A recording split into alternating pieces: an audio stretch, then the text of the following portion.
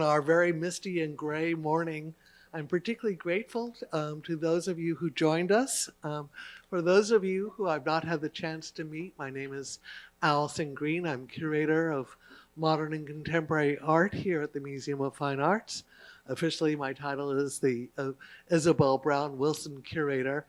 And it was one of my great privileges of my career to work on the Philip Guston Now exhibition. This is the second of our Ruth K. Shartle sponsored lectures. Ruth K. Shartle was a great friend of the Brown family, and in her memory, the Brown Foundation has endowed the Shartle Symposia that have stretched across more than 30 years here at the museum. It is our most prestigious lecture series. And I was thrilled when earlier this year, my colleague Caroline Gazer, who heads up our Learning and Interpretation Department, and Gary Tintereau, our director, agreed that the Ruth K. Shartle talks this fall would be devoted to Philip Guston. Our first series coincided with the opening of the exhibition. Today's lecture will be focusing on Guston's particular relationship with the Mexican mural movement. And it is really exciting to me to work with Mike Wellen, who I called a colleague here at the museum for many years. I asked Mike if he would help me put together a panel that could address Guston's legacy. And we do have one tribute that we had another panelist who we had hoped to join us, who is so important for her pioneering work on Guston. That is Ellen Landau. But after her husband suffered an accident, she was not able to travel. So Ellen was particularly generous to us in letting us stand on her shoulders as we did her research. And it was Mike, who I'll detail a little bit more, who suggested that Jesse Lerner join us. And it's a real pleasure to welcome Jesse back to Houston. He's been here before on projects at Rice University and elsewhere. He is a filmmaker, teacher, and writer.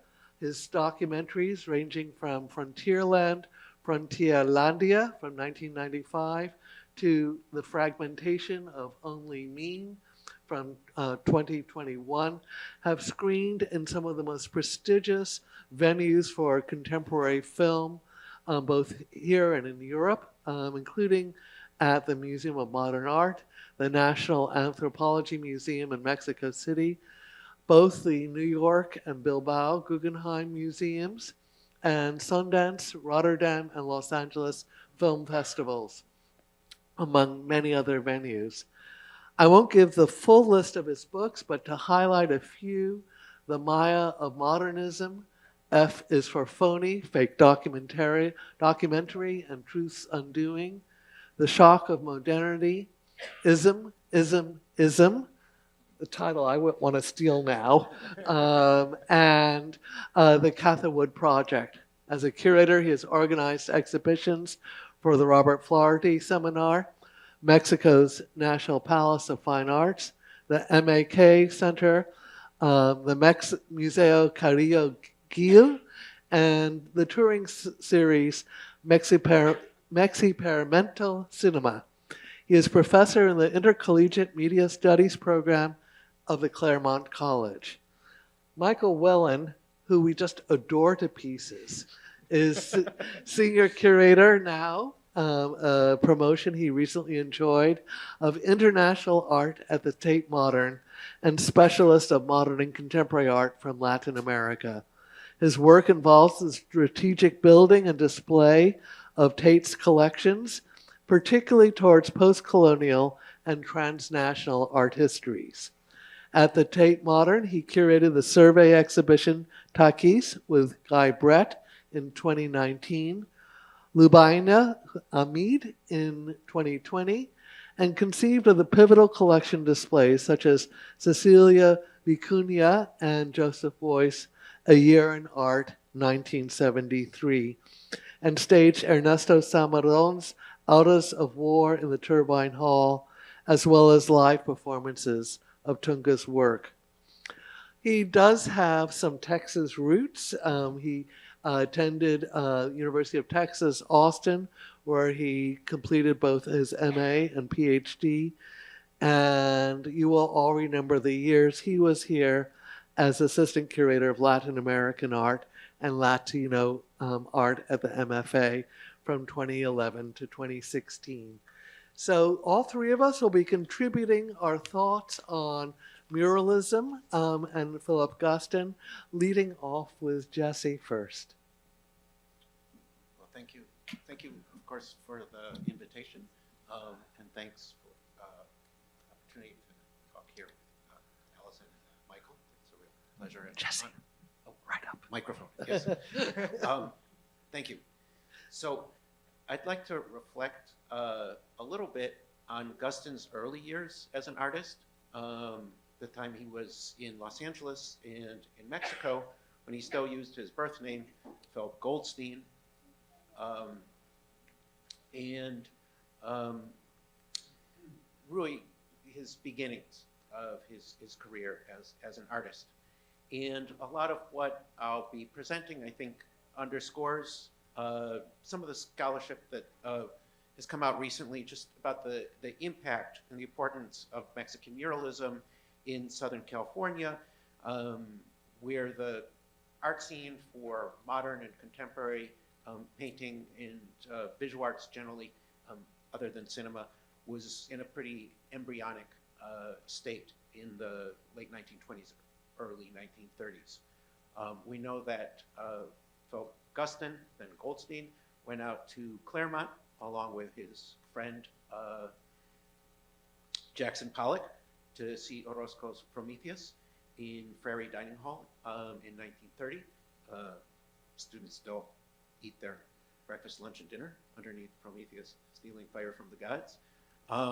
And that additionally, later after he was on the East Coast, both Guston and Jackson Pollock made the pilgrimage up to Dartmouth to see the Orozco murals there in the library. And subsequently, Guston soured a bit on Orozco's work, but I think the disdain for tyranny and for tyrants is something that really resonated with him throughout his life. And the question of how does one enlist the language of modern painting in denunciation of both state-sponsored and state-tolerated terrorism, if you will.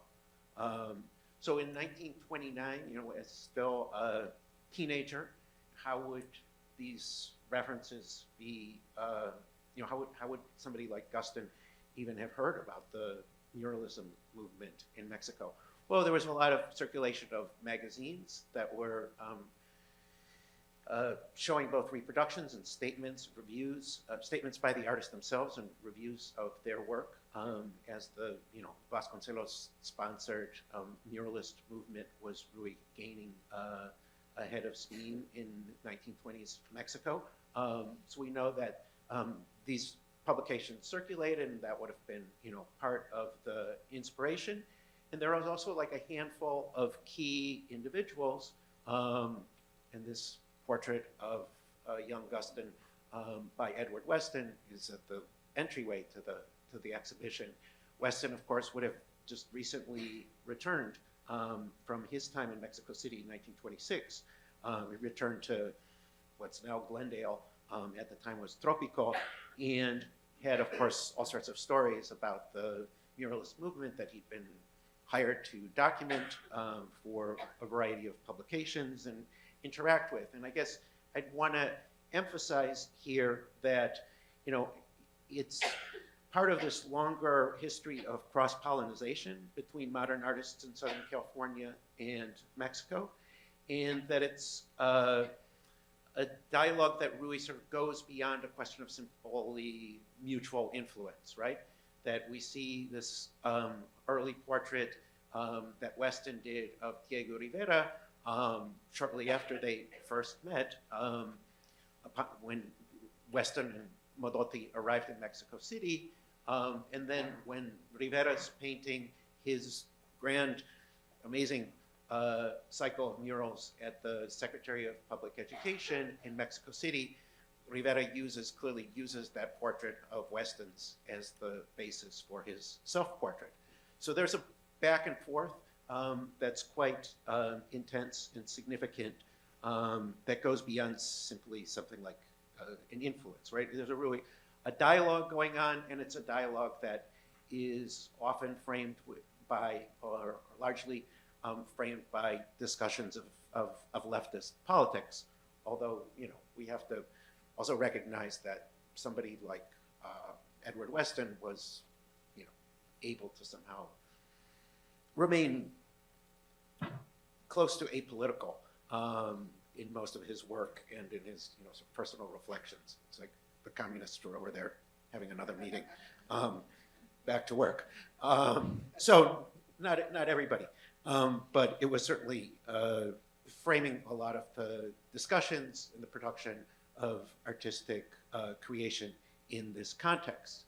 So it's shortly afterwards, 1932, that Siqueiros, who had gotten in all sorts of political trouble, entanglements in Mexico, went into a self-imposed exile and arrived in Los Angeles in April of 1932.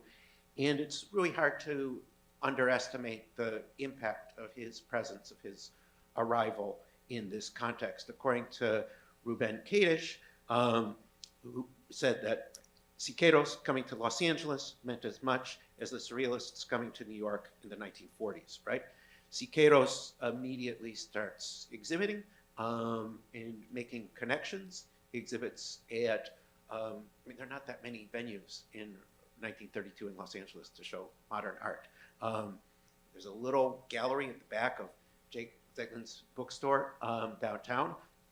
Shows there, meets a lot of people, and then Stendhal, who later becomes, the major dealer of pre-Columbian art on the West Coast, at the time was showing more painting and gives Siqueiros a show as well. And we know that even before he came to Los Angeles, Siqueiros had met Nilbert Chenard, the founder and director of the Chenard Art School, when Siqueiros was in a sort of internal exile in Tasco, and Chenard had said, if you happen to find your way to Los Angeles, come to my school and teach a class at my new art institute. So he took up this invitation and went to Chenard, where Siqueiros both lectured and decided to embark on his first collective mural project there at the school. Previously, he'd worked with assistants. He was, to a certain extent, trying to get beyond this bourgeois notion of the artist, genius, author of the work and create a collective painting. By all accounts, he was, the first among equals. He wasn't the best collaborator in the block of mural painters, as they called themselves. He was very much the leader, but he assembled, and this is very interesting to me, this very diverse, eclectic group of artists, some young, some quite established, of artists to work with him in this collective, the block of mural painters, as they would call it at the time. So people like Luis Arenal, who in Mexico was had a long career. In the future, he would become the founder of the League of Revolutionary Writers and Artists, LEAR, but also people of artists of a much more conservative bent, like Robert Merrill Gage, who's better known as the artist featured in Academy Award-winning short documentary, The Face of Lincoln. And he also made numerous public art commissions all over the United States, and is featured in another film that's of the same kind of documentation of the artistic practice called The Face of Jesus. And it's quite distinct from the work we associate with Arenal. And then additionally, we have Ruben Kadish, I mentioned, Harold Lehman, Thomas Beggs, who at the time was the chairman of the art department at Pomona College, a future Disney animator of some note, Lee Blair, and Guston himself. As well as, and maybe not surprisingly, you have very well represented what somebody like Jay Oles would call the South of the Border School, which is to say Anglo artists who worked extensively in Mexico and who were enamored with creating these representations of Mexican folklore and rural life. People like Phil Herschel, Paradise, and another Claremont art professor, Millard Sheets, among others. So they were experimenting with new techniques. It's really a time of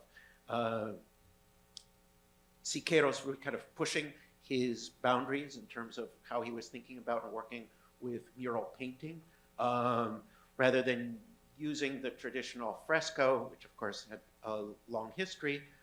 He was interested in sort of trying out, air guns, paint guns, applying paint to waterproof cement instead of plaster.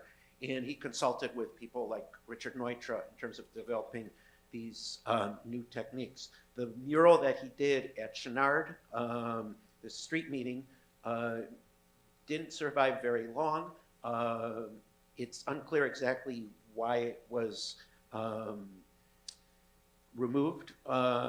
Merrill Gage remembers the Los Angeles Police Department coming to the school and saying that, demanding that it be removed. But Millard Sheets and others remember that these experimental techniques and technologies that they were employing were faulty, and that with the first rain, the thing washed away. The building still stands. It's no longer Chenard. Chenard became Cal Arts and, of course, moved to Valencia. But the building is there in MacArthur Park. It's a Korean evangelical church. The mural itself is largely forgotten, but there's some fragments of it so small that they're, essentially abstractions that are visible in the church kitchen. And a few years ago, about 5 years ago, a Brazilian artist, Angela Bonadies, did a project about these fragments and documented what's visible of the mural, which in this sort of a protective strategy on a budget. The church had put up this clear plastic and taped it off with blue electrical tape to keep the grease from the fat fryer from splattering on the Siqueiros. In any case, preservation, conservation, right? In any case, the politics of the project probably got a lot more attention than the painting itself. And Siqueiros was invited to go speak at the newly formed John Reed Club of Los Angeles, where he lectured, where he went with his block of painters who would later exhibit there. And he'd lecture, Siqueiros offered this lecture on the vehicles of dialectic subversive painting. And it's here that Siqueiros is developing this notion of, how can muralism function as a radical public art form, painting outside, painting on the exteriors of buildings, borrowing this language and technologies from advertising and from billboards, using new technologies and new techniques. And it's at this time, I think, significantly, and he's rubbing shoulders with all sorts of Hollywood people, that Siqueiros starts to think about motion picture film and technologies that come from cinema, projection, and the ways in which those can inform the production of mural painting. And I think, we can trace that back even earlier when he's in this kind of house arrest in Tasco. One of the folks that goes to visit him, in addition to Mrs. Chenard, is Sergei Eisenstein, who was working on his ill-fated Que Viva Mexico film. And Eisenstein subsequently dedicates a section of the early section of the unfinished film to Siqueiros, where he borrows this iconography of the workers' burial in the henequen fields of Yucatan from Siqueiros' mural. So again, there's this sort of dialogue back and forth across media. that dates back to the time that Siqueiros was living in Guerrero, and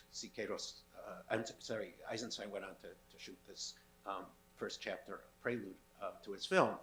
In the following year, Eisenstein wrote, "Siqueiros is the best proof that a really great painter has, first of all, a great social conception and an ideological conviction. The greater the conviction, the greater the painting." And he met Siqueiros met other filmmakers during his time in Southern California as well. One of the people that Siqueiros meets at the John Reed Club lecture is F.K. Ferenc, who's the director of the Plaza Art Center at Olvera Street. And Olvera Street is an interesting location for this second Siqueiros mural, on which Guston also participated. It's kind of superimposed and representing the oldest settlement, European settlement of New Spain in the Los Angeles area. An heiress, Christine Sterling, had decided to create this sort of imaginary, folkloric, typical Mexican market street with restaurants and handicrafts and artisanias for sale. And she imagined that a Mexican mural would be the perfect complement to this really kind of contested space in a variety of ways, right? It's a rather stereotypical vision of Mexico that's in the missions and colonial New Spain that Sterling was inspired by. Lots of sombreros and serapes and huaraches. And it's the stereotypical Mexicanist being commercialized, kind of contrast with the significance that the space itself has for the community. And I wanted to show a little clip from a movie that was made much later, The Ring, by Kurt Newman from 1952, that gives, I think, in a nutshell, a sense of these contested visions of the Olvera Street. Oh, and the other thing, the building on which the roof of the building is on the second floor of a building that's the Italian Hall, which was also, a target of LAPD surveillance and harassment because of, the connection with labor activism. In addition to being, historically the oldest Mexican or New Spanish settlement in Los Angeles, it had this other history that was involved with leftist politics through the Italian American community and a variety of leftist labor unions there, where this Siqueiros mural is still visible partially on the rooftop. So the Ring, just as a kind of setup of the Olvera Street space.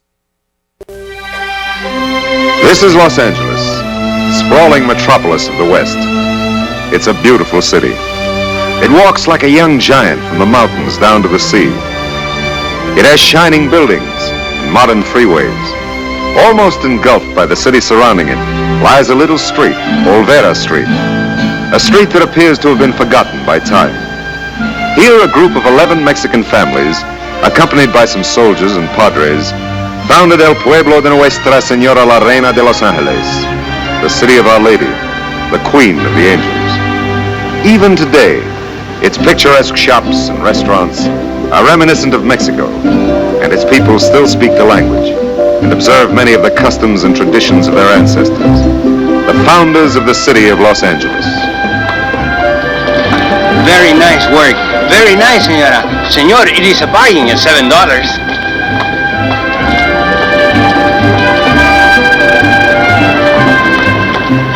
Oh, darn it.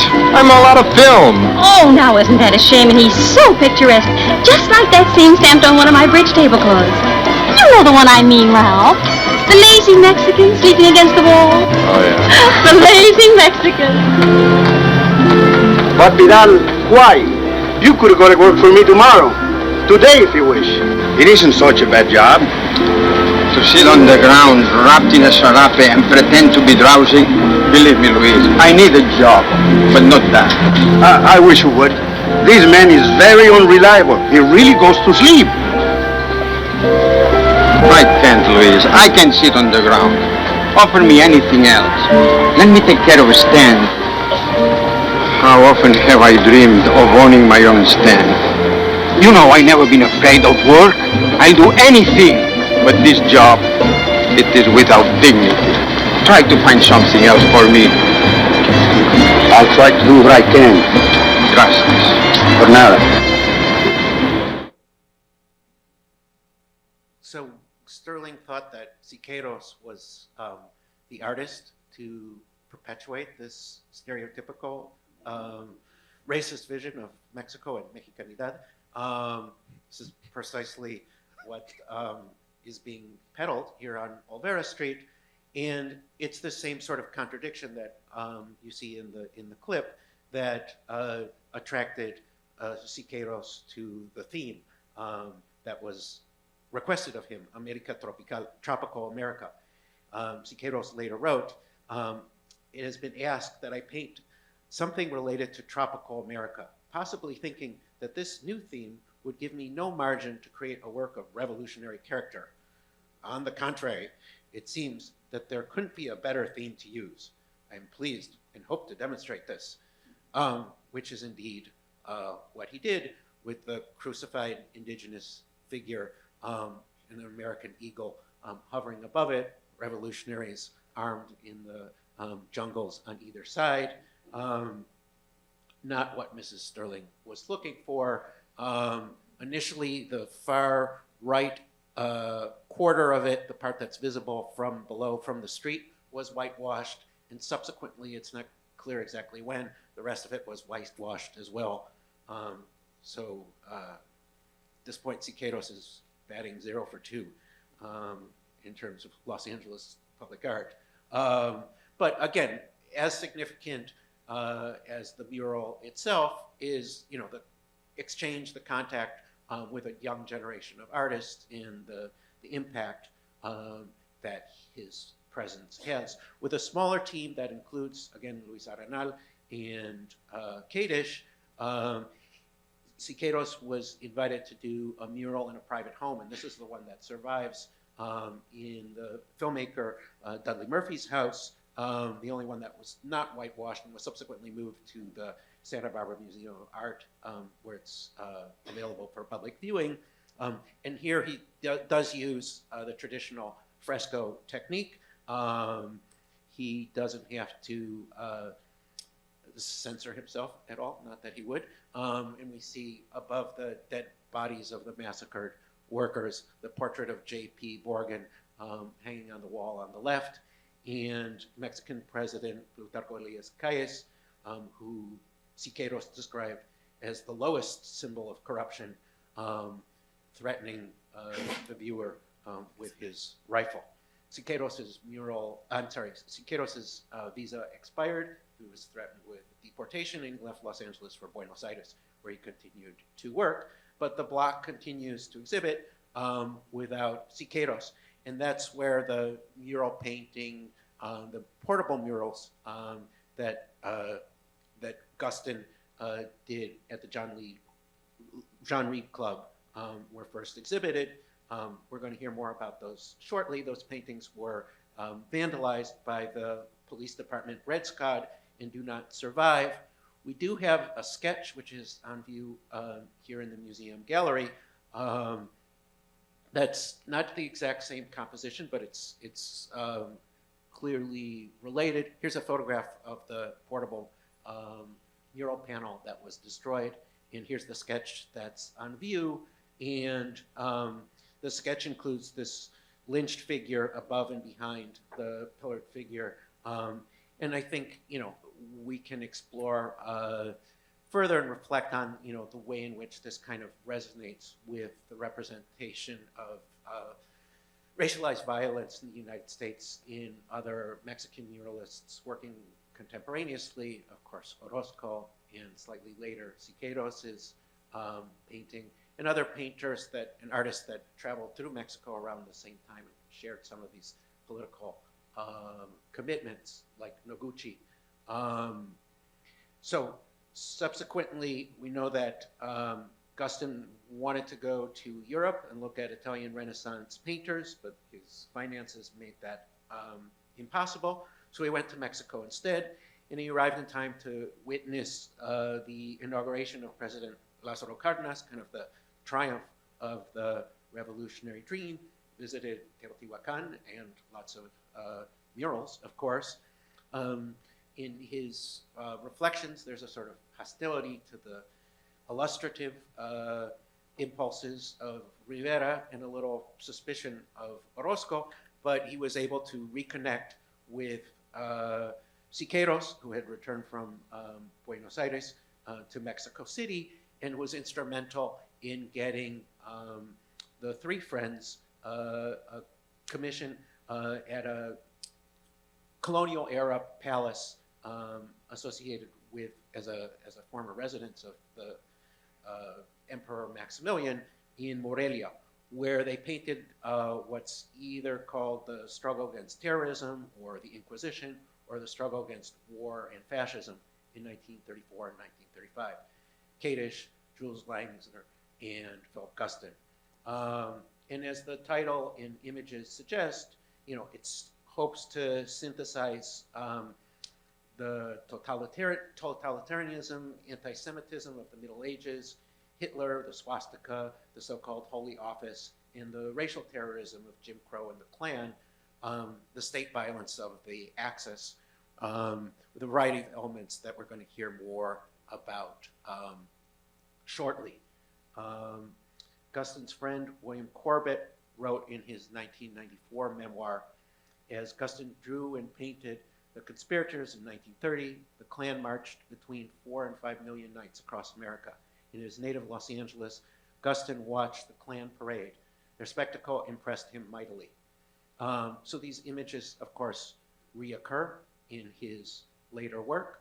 And I think it's important to think about Guston's daughter's reflections, Musa Mayer, who stated that my father dared to unveil white culpability, our shared role in allowing the racial terror that he had witnessed since boyhood when the Klan marched openly by the thousands in the streets of Los Angeles.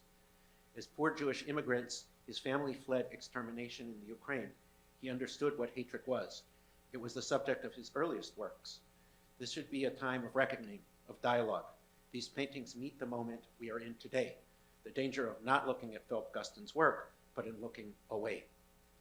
So we can, of course, hope for a better moment in the future in which these paintings no longer resonate with our contemporary context so powerfully, but we're not there. And Guston's paintings meet the moment. Siqueiros' time in Los Angeles and Guston's time in Mexico both raise these contemporary questions and are key to our understanding of how these paintings on exhibition here can be understood better. Thank you.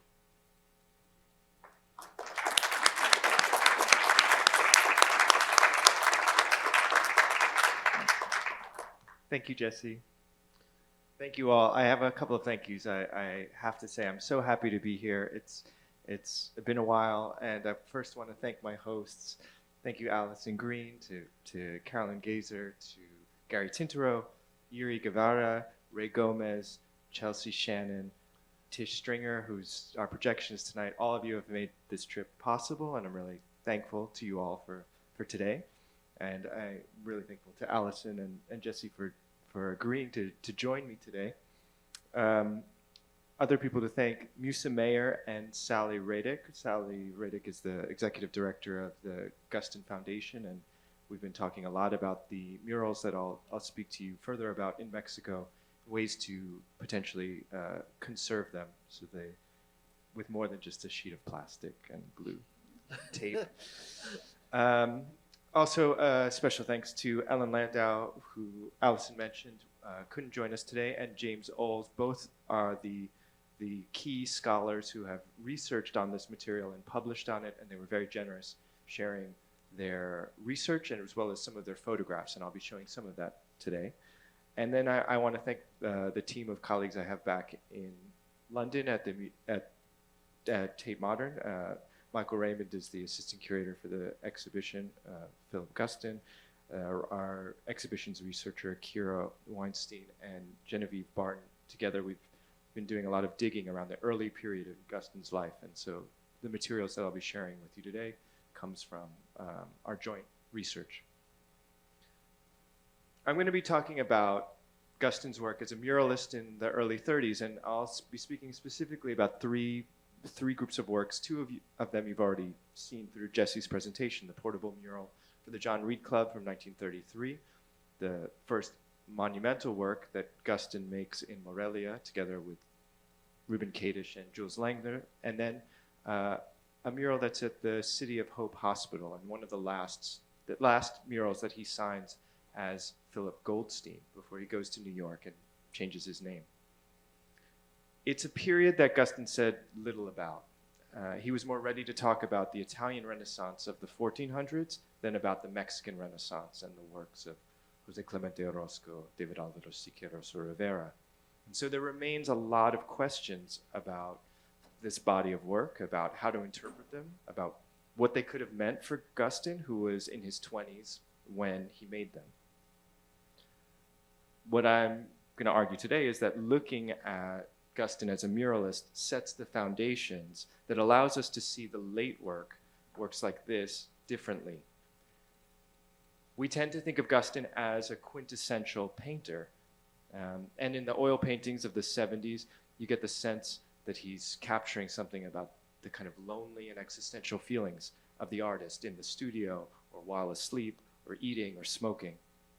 We have come to recognize the cartoonish figures and objects, the light bulbs, the bricks, the legs, the shoes, the clubs, the books. There's something nightmarish to these scenes, partly from the spontaneity of the imagery. There's also something kind of irrational and absurd that often borders on funny, kind of dark humor.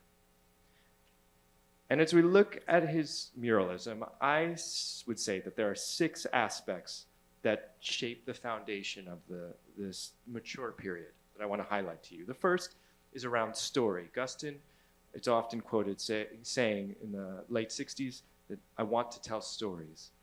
And so what we see is a style that is non-linear, that's public-facing, and that pulls from cinema and art history as early as this period of the 1930s. Scale. Here is where we get a sense of Guston from a very early stage, working with monumentality, working to build impressions and objects that have weight and that have movement within the work, that have a certain kind of what he would later call tangibility. I just thinking in this work, for instance, you have this still figure of the artist sleeping, but then all of these other objects that seem to be spilling and moving around. The third point, body. We see in his work as a muralist that he develops a knowledge of materials, about cement, about casein, about spray guns. But also there's a knowledge about an embodied viewership, about how we move around a painting. And that's anticipated from these early muralist days. Stance. Here I mean political stance, that he's politically aware and concerned. And in this early period, you've already seen that there's an interest in a more agitprop and direct style of political engagement. But there's also a certain kind of contrariness and rule breaking, something a bit like what I think Siqueiros was doing in the Olvera Street murals. And we'll look at that in a little bit. Ambiguity. There is an open symbolism to Guston's work. And I'm quite interested in how there's a certain secularization of Christian art history. It's a moment where also Guston, we see early on struggling with his own identity in the world and whether to assimilate as a Jewish man.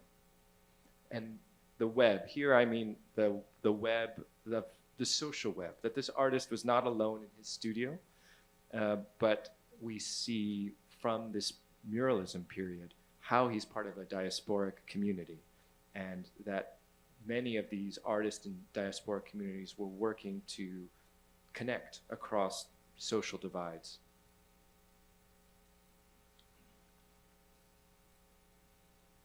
you've already seen a little bit about this key work by Siqueiros, and this is one of the first murals that Guston would have seen in person.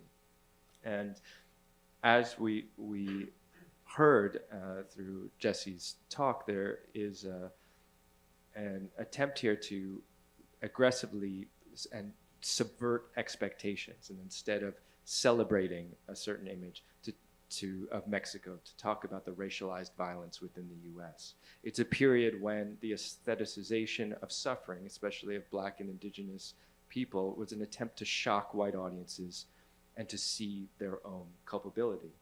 And the block of mural painters was this loose collective of around 20 artists. Guston and Kadish join it when they're about 19 years old, and they adapt these kinds of strategies. Yes, the John Reed Club, which is where Siqueiros gives his lecture about the dialectic and subversive techniques in painting. This was a leftist organization that ran from 1929 to 1935, and it was formed by the Communist Party USA and had a network of chapters and meeting places across the US to host cultural events and fundraise for labor and civil rights causes. And the Hollywood location was an important meeting place for artists, writers, labor leaders, activists, filmmakers, as we've already begun to see. And it's thanks to projects like the ICA Documents Project that we can easily access some of the documents like Siqueiros' original speech, which you're seeing on the left. It's in this speech that, as Jesse says, he advocates for a certain kind of advancement in how we make murals, that we should use the airbrush or the cement spray or projectors. And he was eventually asked to publish this in Experimental Cinema magazine, and he dedicates the article to Sergei Eisenstein. At the same time that the John Reed Club was hosting lectures like Siqueiros, they were also doing a number of projects across the country to raise awareness about anti-Black discrimination in the US, and specifically to raise funds for the Scottsboro Nine. This is the key legal case of the 1930s, and it's a cornerstone of the civil rights movement for the way that it, for reforming an unjust justice system. In 1931, 9 men were wrongly accused of raping 2 white women. They were arrested and sentenced to hang in a matter of days, and it took decades to exonerate them. And this is just one of many different protests that happened in the 1930s. This is slightly after the exhibition that the block of painters made in 1932. What I wanted to share with you are some images here of the work of Langston Hughes, who in 1931 was invited to the John Reed Club in Hollywood to stage one of his political plays. He was now known for his poetry, but in 1931 he was also a playwright, and he made a work about the Scottsboro Nine called Scottsboro Limited. The play was stopped before it could be produced. He then published this book, which also included poems, including a poem called Christ in Alabama, which Prentice Taylor later illustrated for the book. Hughes would continue to fundraise for the Scottsboro Nine and in California, and I'm showing you a little ad from a few years later, 1933, where he went to Carmel and gave a lecture about his trip to the USSR, and the funds of that went to support the legal defense of the Scottsboro Nine. We've already started to see that this was a moment of nightmare, of social nightmare in the US, and for Guston in particular, as a Jewish immigrant in the city trying to figure out his place, trying to figure out what risks his identity posed to him and to the people around him. You know, and the Klan was at this point 5 million strong. It was a very public organization, a civic organization with parades in the streets, as Jesse talked about. And it was not only anti-Black and anti-Semitic, it was anti-Catholic. It was a very strong organization to respond against the influx of immigration in the 1920s in the U.S. In these images, I'm showing you a work by Piero della Francesca together with Drawing for Conspirators. What I think is interesting in the drawing for in this combination is that two things. One is we see, just like in the Langston Hughes poetry and illustrations, a certain connection between the lynched black figure as a Christ figure. It's very clear that was a kind of visual language and poetic language that cut across the U.S. and that filtered into Guston's own work. But also, Guston would talk about Piero della Francesca, and in 1965, in an essay, he talks about the structure of how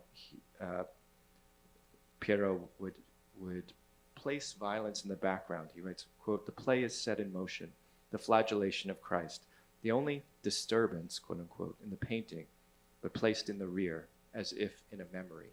So I think there's something interesting about how Guston is working through art history to look at contemporary violence in his own world. The block planned to make an exhibition depicting life in Black America and to create portable murals that would then, the exhibition would support the Scottsboro Nine. That exhibition never happened. We know of at least 7 of the murals that were made by the block for this work, but they were all destroyed at a raid by the LA Red Squad, which was a kind of an arm of the LA Police Department that was set up to stop communist activities.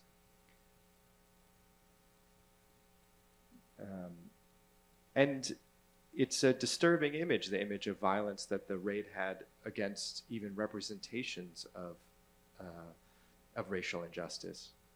There are conflicting reports about what happened. Were the murals shot at? Were they beaten with clubs? What we know is that there was a major source of destruction before the exhibition could open. And this is one of the images that has circulated over the years, and this story of the destruction of the portable murals recurs in the Guston literature. I've been particularly interested in the presence of Japanese text in this image, as well as the word justicia at the bottom of the image of the Scottsboro Nine with what is one of the mothers of 2 of the defendants with her arms outstretched. And what I've found, which is not so obvious in the Guston literature, is that the raid was not specifically targeting the exhibition. That damage was, in a sense, collateral damage. What was happening was a fundraiser for Japanese, or a night called Japanese Night, that was organized by a young union organizer named Carl Yoneda, and he was fundraising for a Japanese language newspaper out of San Francisco called Rodo Shinbun.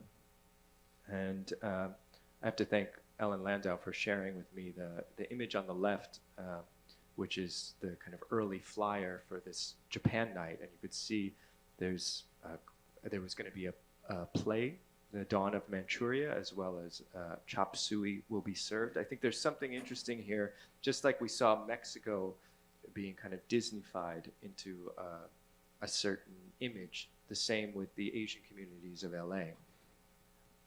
In looking at Carl Yoneda's papers, we've been able to, I can share with you some images that have never been seen before of the John Reed Club, and still trying to piece together what exactly we're looking at. And the scale of this is quite different from the reports, because the reports say that 200 to 300 people attended this Japan night, and that they were escorted out before the police and a group of American legionnaires barged in and destroyed the artwork.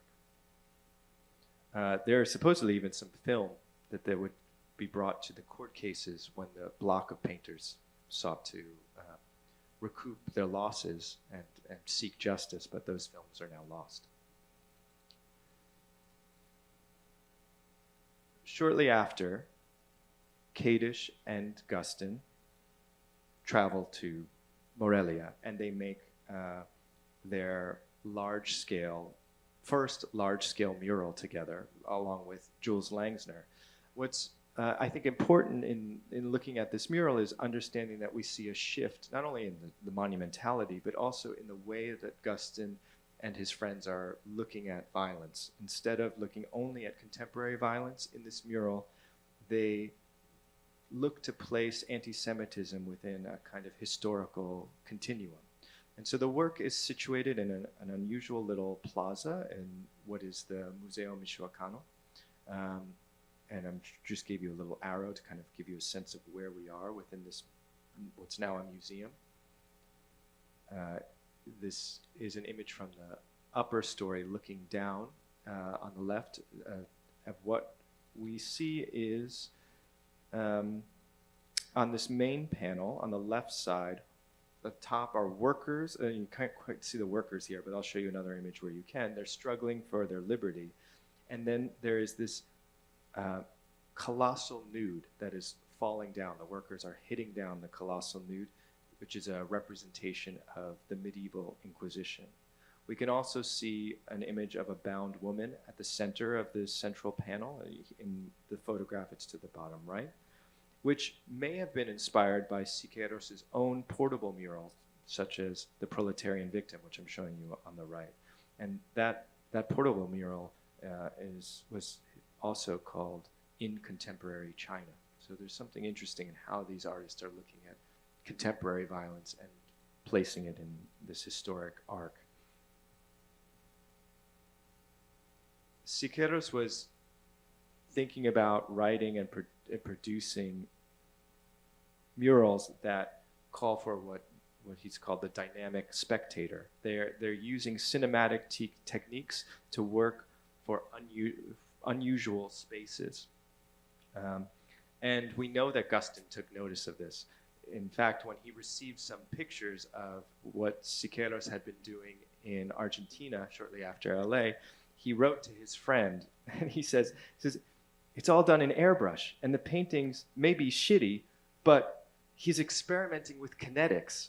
So even if he didn't love the results, he was very interested in the sense of kinetics, the sense of movement that would possibly reach their most mature form in Siqueiros' work with the portrait of the bourgeoisie, which I'm showing you on the left. And Joseph Renaud, who had helped Siqueiros in the production of this mural, went on to make very interesting images where you see the kind of embodied eye moving through a difficult stairwell and creating almost a kind of cinematic vision through just the vision of moving through a space. We see that Guston goes on to explore radical perspectives in his own work. In 1937, with Bombardment, he's using the Renaissance format of the tondo, this time to talk about the violence of the Spanish Civil War and the bombing of Guernica. And so he, like Siqueiros and many others of this generation, are looking at war across the world and trying to grapple with a world that's in the midst of conflict. But going back to Morelia, we have a different set of dynamic movement. We have this villain, the nude colossus that's falling down a ladder on the left. We have the KKK rising up on the right.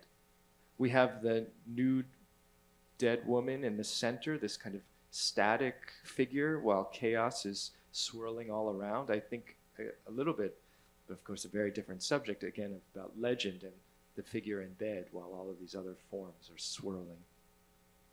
On the side panels, on the upper side panels, there is an image likely of a dead worker who is being carried over the railing of the actual building and then placed into a coffin.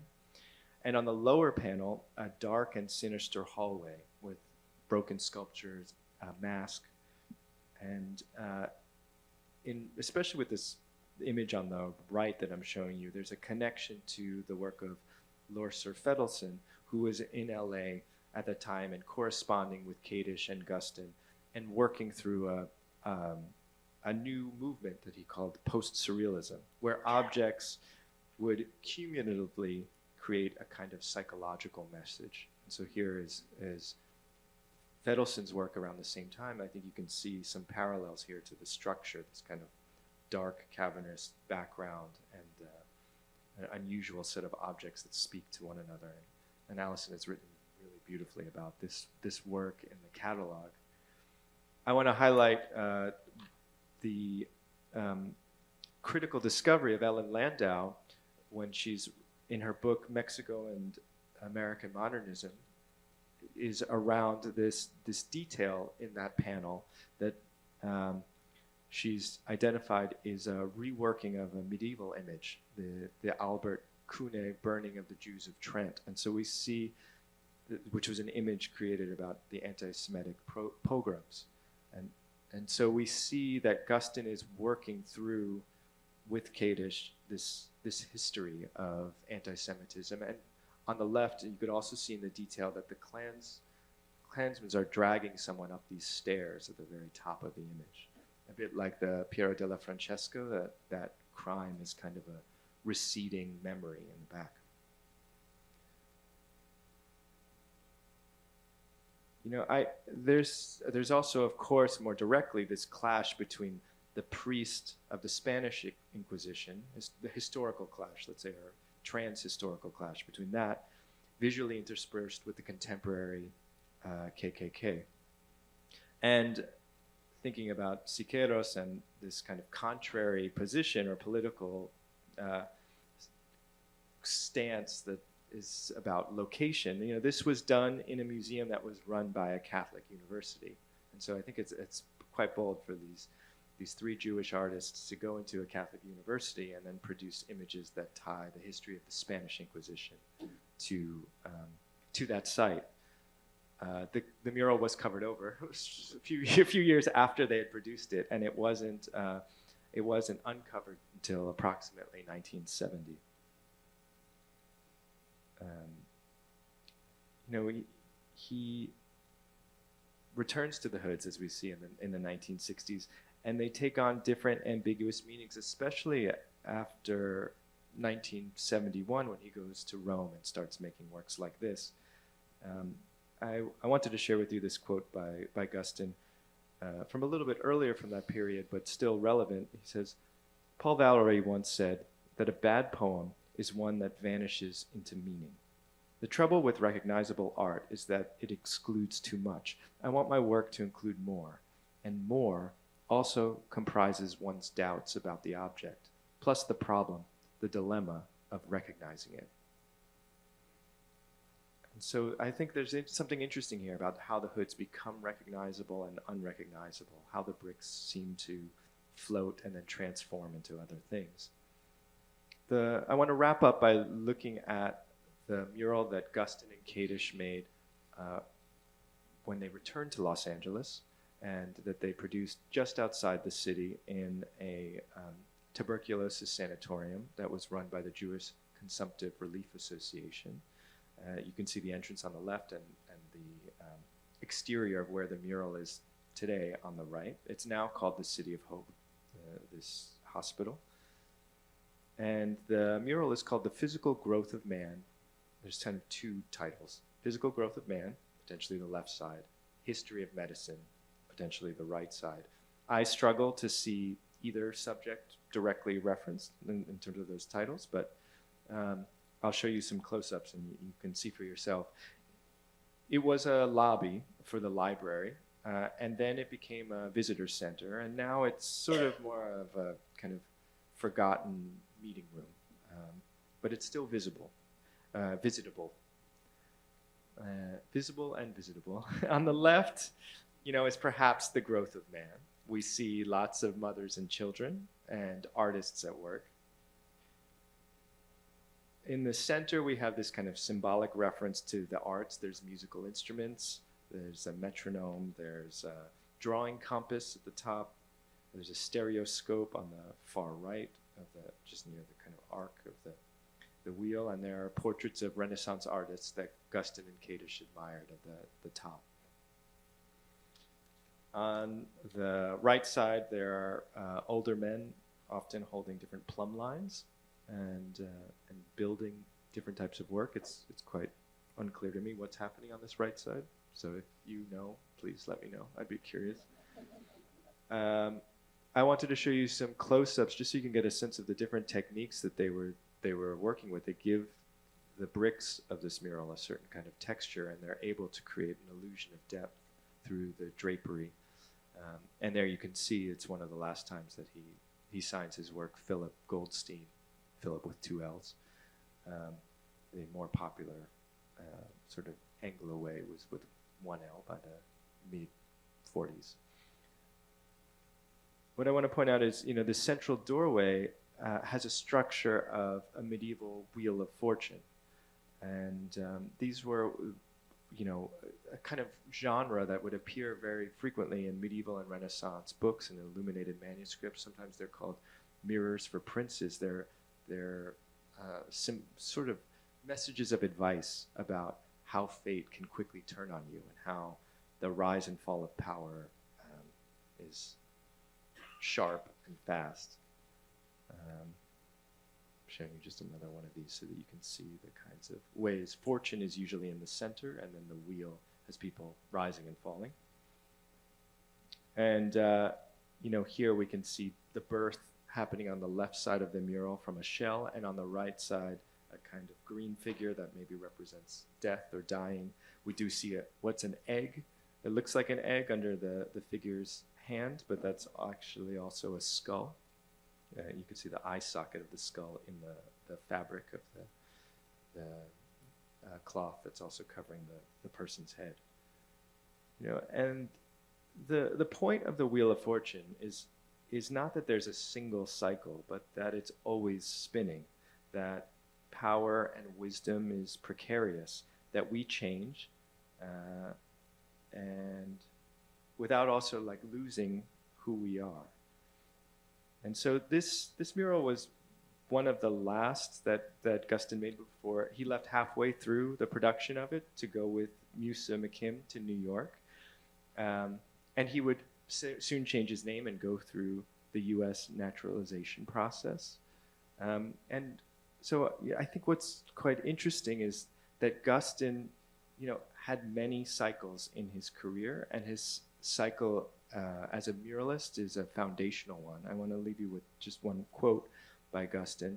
He says, "I felt torn, you may say, between conflicting loyalties, which some people go through, the loyalty to my own past and the other loyalty of what you still might do or what you might still become, which is of course unknown.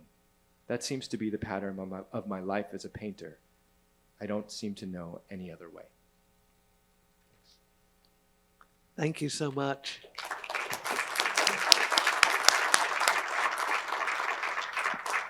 It's a little daunting to follow two such eloquent speakers, but I want to zero in on Guston's career as a muralist after his Mexico and Los Angeles experiences as a postscript to Jesse and Mike's observations. You see this photograph of Guston posed as an artist with his beret, making sure that you know that he's an artist, as he is working on one of his most important murals of the late 1930s, which you'll see more about in a moment. When Guston left Los Angeles for New York with the encouragement of his former classmate, Jackson Pollock, and Pollock's brother, Sandy McCoy, he was looking for work as well as for a larger art community. The Works Progress Administration and the Federal Art Project that was created in 1935 to create labor and job opportunities for artists working in the United States had a small presence on the West Coast. That is how the Duarte mural was funded, that Michael was just talking about. But it was really in New York that the major funding was happening, thanks to the leadership of a man called Holger Cahill, who was later married to the very famous curator, Dorothy Miller, at the Museum of Modern Art. And Cahill successfully secured funds to underwrite a jobs program for artists. There were a limited number of opportunities. Artists were very competitive, and I think one of the reasons why Guston sought citizenship at that moment was that funds were only allocated to U.S. citizens. As a matter of fact, de Kooning, who had early enjoyed FAP support, lost it when it became clear that he still was a Dutch citizen rather than U.S. And the criteria of the Federal Arts Project in order to get funding was quite conservative. Cahill, who was not himself a conservative, knew the language that would engender federal support. And he described the Federal Arts Project in these terms. Through the employment of creative artists, it is hoped to secure for the public outstanding examples of contemporary American art. Through art teaching and recreational art activities to create a broader national art consciousness and work out constructive ways of using leisure time. And through research projects to clarify the native background in the arts. The aim of the project will be to lead work towards an interpretation of the arts, towards an integration of the arts with daily life of the community and an integration of the fine arts and the practical arts. In other words, the project was essentially didactic, and as it developed more and more pro-labor and the benefits of working cooperatively in America. And a great number of the FAP projects were by necessity somewhat conservative in nature. Guston himself proved that he could adapt his always elastic style of painting to a regionalist language. For example, many of the FAP projects were actually shipped out to regional centers, such as this mural project that Guston took on for early mail service and construction of railroads for a post office in Commerce, Georgia. This is not an example of Guston's work that I would have successfully identified had it been shown on my doctorate orals. It is not the Guston that we are most familiar with. But there are very interesting projects that he did create during his time in New York. One that was never successfully completed. He worked for more than a year, around 1937, on a major project for the Kings County Hospital in Brooklyn, New York. And we only have this photograph of a reception for a WPA community exhibition that gives us a sense of what this would have looked like. And you see that he's still using the somewhat attenuated theatrical style that is indebted to the work of Piero della Francesca and the classical surrealism of Lothar Feidelson and Helen Lundeberg. But we also have this sketch here, which I find really interesting, which has been preserved in the Brooklyn Museum's collection. And his vision for what the hospital could be is very much like the Duarte murals, not only in its sort of formal adaptation to the site, but also its sort of two-partite construction, so that on the left side of the mural, you sort of see bad old medicine, healing through prayer, through alchemy, and its dire results, and then new medicine on the right with its hope of healing. Guston, of course, had very immediate and intimate experiences of bad medicine. His brother, when Guston was quite young, was in a car accident that crushed his feet, and after a lingering period of in the hospital, his brother died from gangrene. And that shocking experience, I think, stayed with Guston and is one of the reasons why the left half of the mural is so very grim. Not surprisingly, although the WPA FAP or administrators had greenlit this project, When the actual hospital administrators saw this, they found it far too grim for Kings County Hospital, and it was nixed. Interestingly, the next project that Guston took on, and we had the privilege of showing this sketch in our galleries, and I've spent a great deal of time looking at this very complicated and interesting drawing. You see that he's still carrying a certain morbidity with him. You see an open coffin on the left, where we saw the dying woman in the Kings County mural. You see people who are out of work, despairing, the prospect of the world beyond cut off by this blank brick wall. Keep an eye on that wall. Brick walls play a lot of roles in Guston's work over the next couple years. And we'll come back to this study and the eventual mural that came out of it. But just as Guston was about to launch into this project in 1939, he had another opportunity which he seized immediately, which was the 1939 World's Fair. This was a new city almost on the fringe of New York, built in Flushing Meadows, where there had been an ash dump that was an eyesore. If you've ever read The Great Gatsby, you'll know that this is the despairing landscape that our heroes drive through towards the end of the narrative. And instead of this pit of despair and swamp, a new sort of ideal city rose overnight, or at least over 1 year in 1939, as the new World's Fair pavilions were erected. And Guston secured one of the most important projects for that fair. And you see this initial sketch for his Maintaining America's Skills. There were a number of artists who were hired to do World's Fair murals with almost the same scale that you saw in Morelia. Enormous workshops were set up that allowed for a sense of camaraderie.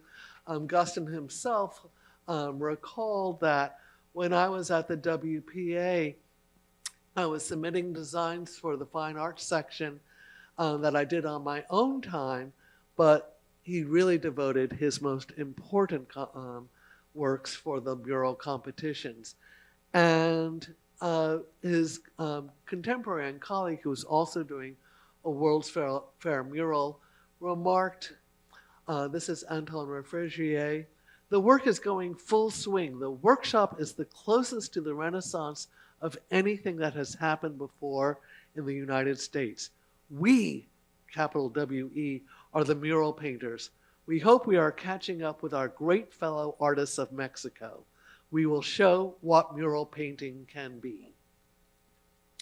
And in Guston's case, you see the full-scale cartoon here, and the final mural that he realized at the entrance of the WPA pavilion, one that won the first prize for the most important mural at the World's Fair. Unfortunately, no color reproduction of this remains, but we see that he is using sort of bold, strong, post-cubist forms. Guston has spent his time in New York, and now he's been there for 3 years, haunting the halls of the Museum of Modern Art. He is particularly aware of the work of artists like Leger, and he is adapting a kind of urbane cubism to this monumental figuration that I think has more an ambition of a kind of international style than a specifically Mexican one. He then goes back again to finish the Queensbridge housing mural project, another project that was sort of for a new space. These were houses that went up through where slums had existed before on the area we now call Long Island City, on the edge of the Queens Bridge, which you see in the background. And while these have become less than attractive housing, shall we say.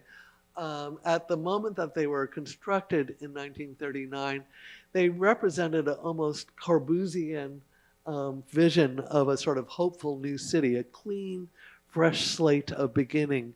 And Guston's murals were carefully documented by the WPA administration. They were very proud of the educational role that these murals played. You see Guston showing young hopefuls. I think this was probably a stage photographs of the how he was working on the mural itself. And you get a better sense of the mural once the scaffolding was removed. And you see that the idea of recreation, work, and play is very much about, again, building America's skills. It's an echo of the program he already did for the World's Fair mural. And indeed, as the mural went from its initial proposal, the grimmer aspects that you see in the cartoon, such as the open coffin, are replaced by a happy family. Or the workers out of work are replaced by a very busy engineer. Although we'll talk about the motif of the boys again in a moment. Indeed, you could say that Guston sort of splits the WPA mural to restage it in the Queensbridge housing. And Guston's recycling of his own imagery becomes a hallmark of how he works. When you go through our galleries, you'll see again and again, Guston not only minds the work of other artists that he admires, but he constantly returns to his own vocabulary to expand upon it. As you see from the detail of the sketch of the boys battling, to the detail of the Queensbridge mural, to the painting he then did a year later that entered the Museum of Modern Art's collection many years later, that became the Gladiators. And this intense easel painting has a political content that was much more easily recognized than the social good that he had to adopt for the WPA program. Indeed, the WPA administration was so nervous when they saw the working drafts of the mural that they thought that they saw a hammer and sickle in the intersection of the dog's tail and the boy's leg. Shall we say that Tina Modotti was much clearer at making a hammer and sickle motif, and Guston defended that. And he allowed in his paintings a kind of engagement in politics. People at the time would have known immediately that if you had this cycle of violence, this is 1940, it wasn't something that was simply about boys on the street. Yes, it refers back to, again, another great touchstone in Guston's career, his deep love of Piero della Francesca, and this detail from the Legend of the True Cross in Arezzo from the mid-15th century. But also, he's now thinking of how to condense the composition, how to make it more dynamic, and how to make it politically relevant. There's a wonderful sketch that is now in the collection of another former Houstonian, Don Bacigalupi, where you see the headlines of Europe, bombings and terrorist acts of the escalating World War, clearly marked on the hats of the battling boys. Indeed, by 1941, Guston is a wholehearted easel painter. He makes Martial Memory as one of his last works in New York. He leaves to teach in Iowa City and develops a second career, largely abandoning muralism. He does one or two last murals but WPA funding has vanished, and it is in his paintings on canvas that he allows himself to be the political artist that we recognize in later years. And I think the memory of muralism, however, always stays with him. And I think it's important that for Queensbridge Housing Project, that there's that big wall that runs across the back. And the wall that is the flat surface of a mural begins to identify with Guston's space in his paintings. And he again and again insists on a wall motif in his works, such as we see in City Limits. And I also think the sort of bleak buildings that appear in his paintings of the late 60s are a memory of the bleakness of the Queensbridge housing. Finally, Mike and I did not share notes. We, by coincidence, came back to Houston's great painting legend. I think Guston never forgot his experience as a muralist, but his ambitions to make political murals was subsumed by his ability to make those statements on the canvas. The memories of being a muralist stayed with him, and his commitment to speaking urgently to the violence of his times and, alas, to ours, stays with us. Finally, in 1972, Guston jotted down in his studio notes, "There's nothing to do now but paint my life, my dreams, surroundings, predicament, desperation, musa, love, need." Thank you.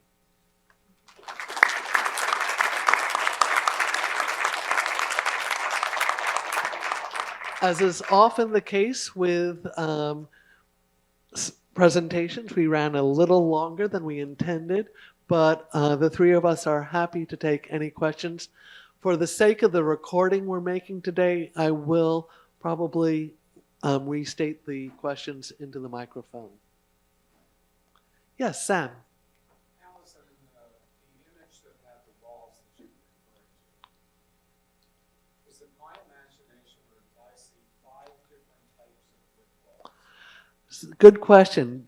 Are the walls different kinds of brick walls? And absolutely yes. And actually, one of the first drawings of Guston, the conspirator study, has a brick wall in it as well. It goes from ashlar masonry, which is quite large, to the narrow bricks. But I think the idea of the wall as a foil, as something confining, and as a sort of statement that this is a wall that I'm painting on, is something that Guston remains concerned with again and again.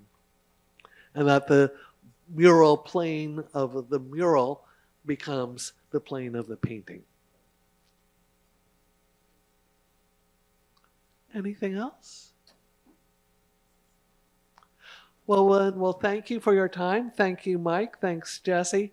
And I again will reiterate Mike's thanks, the Guston family, the Guston Foundation, all the work that has been done in preserving Guston's legacy, and our colleagues at the National Gallery, Harry Cooper in particular, our colleagues at the MFA Boston, most notably Kate Neeson, and most happily Mike, are going to continue to interpret Guston as the exhibition hits the road. Thank you so much.